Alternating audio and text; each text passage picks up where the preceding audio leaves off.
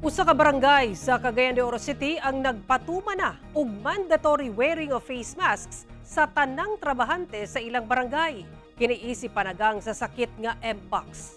Ani ang report ni Cyril Chavez.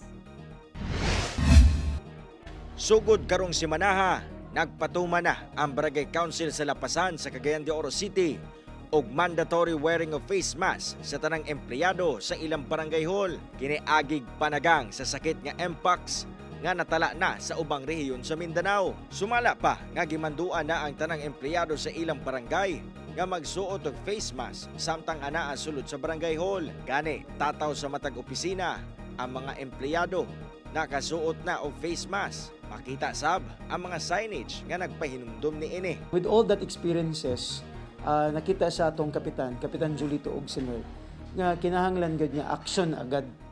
Kinahanglan gud nga dunay calculated actions nga pagahimuon to prevent.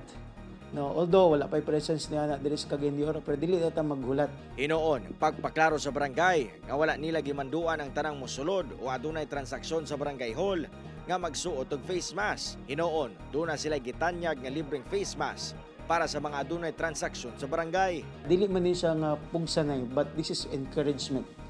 No, we encourage tanang mga katawan kay dili man ni siya nga presohon gyud ka or di gyud ka pasudon kun di ka mosunod. This is only to encourage the public. Gipulong na sabmatod pa sa barangay ang 28 ka mga sitio leader sa barangay aron pahimangnuan ang katawan nga mag-igmat sa sakit nga Mpox o kung mamahimo magsuot na sabog face mask labi na kung muadto sa mga lugar nga ginadagsa og tawo. Encourage gali nato tanan pod ang mga katawan sa barangay nga kung muadto sila sa kailang mga lugar kinahanglan gid sila magsulod og face mask. This is not nga mahalin ang face mask or what kayo di man ta mga negosyante wa man ta maligay face mask.